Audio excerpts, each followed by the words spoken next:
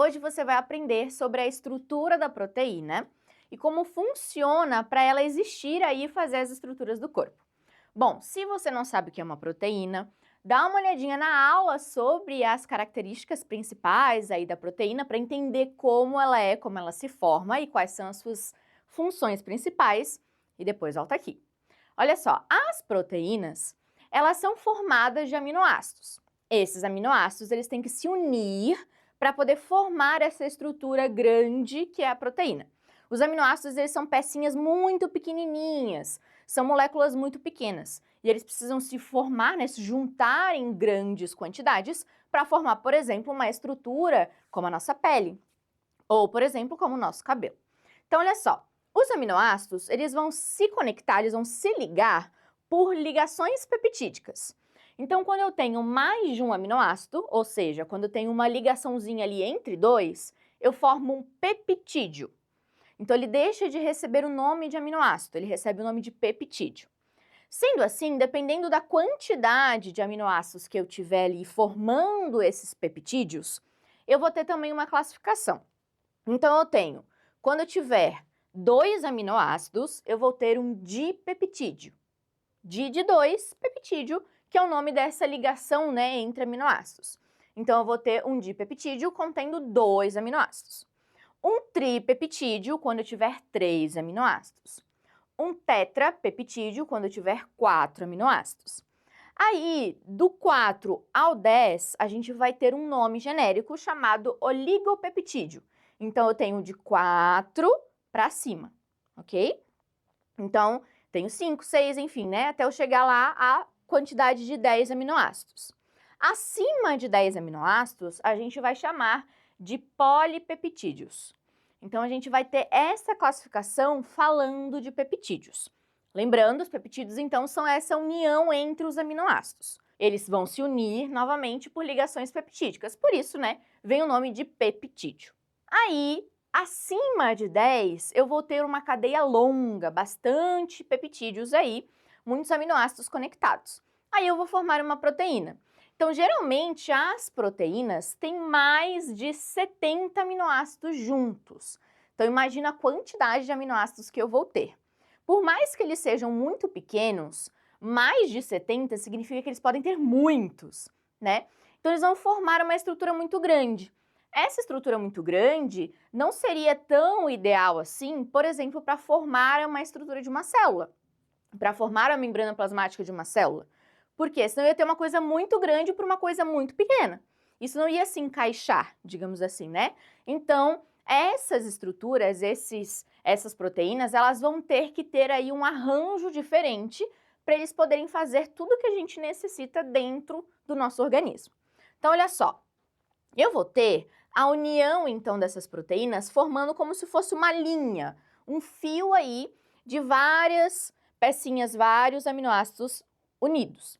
Quando eu tenho apenas esse fio, essa linha, eu estou organizando aí como serão esses aminoácidos para formar determinada proteína.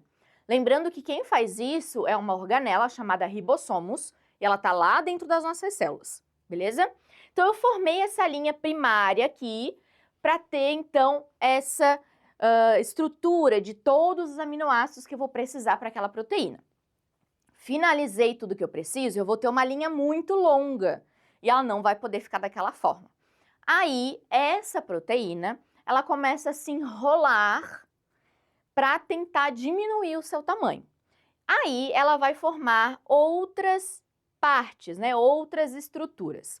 Então, a estrutura primária é essa linha, a estrutura secundária já é essa linha se enrolando nela mesma. Esse enrolar vai acontecer através de pontes de hidrogênio que vão se conectando para formar esse desenho, né? Como se fosse uma hélice, ele fica helicoidal, que a gente chama. Então, vai formar como se fosse aqui esse espiral, né? Sabe a espiral de caderno? Vai formando este desenho. Onde a gente encontra essas estruturas secundárias? No fio de cabelo, por exemplo. Quando a gente tem, né, a queratina, que é uma proteína que a gente tem no nosso cabelo, ela tem esse formato assim, bem helicoidal. Dependendo de como for, inclusive modifica o formato do fio do cabelo. Aí, essa estrutura, em alguns casos, ainda é muito grande para permanecer e formar algumas estruturas do corpo. Aí, o que ela vai fazer? Ela vai se enrolar mais ainda.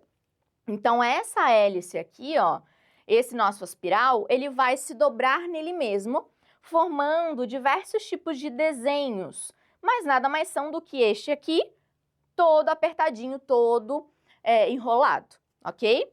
Um exemplo de estrutura terciária é a mioglobina, que é a proteína que forma a estrutura do nosso músculo. Então, a mioglobina é, né, uma proteína com uma estrutura terciária, onde, né, todos os meus aminoácidos estão todos agrupadinhos, todos amarradinhos ali, para ficar uma estrutura pequenininha e eu conseguir fazer o formato que eu necessito daquela estrutura. Aí, essas estruturas terciárias, elas podem se conectar com outras estruturas terciárias e daí formar uma estrutura quaternária. Então, aqui eu tenho, por exemplo, duas proteínas terciárias aqui rosinhas e duas proteínas terciárias aqui azulzinhas. Elas se uniram e formaram uma estrutura maior. Essa estrutura maior a gente chama de estrutura quaternária. Um exemplo disso é a hemoglobina. A hemoglobina é um pigmento, né, uma proteína, que está lá nos nossos glóbulos vermelhos, nas hemácias, e ela é responsável por fazer o transporte do oxigênio. Então, é uma estrutura bem maior, onde eu tenho, né, espaços para poder carregar alguma coisa. Então, dependendo de onde eu tiver essa proteína, para que ela serve, qual é a sua função, eu posso ter esses diferentes tipos, né, de formato dessa proteína. Então, ela pode ser apenas uma linha, ela pode se enrolar e formar uma estrutura um pouco menor, até chegar, né, na estrutura quaternária, onde a gente vai ter bastante, né, dessas estruturas terciárias unidas para formar uma estrutura maior, como, por exemplo, a hemoglobina. Então, a gente falou aqui sobre as estruturas das proteínas, sobre os peptídeos e as suas quantidades, e não esqueça que tem muito mais coisa para ver sobre elas, sobre as proteínas. Tem muita informação lá no blog e também aulas aqui para você acompanhar, tá certo? Um grande beijo, a gente se encontra na próxima aula. Tchau!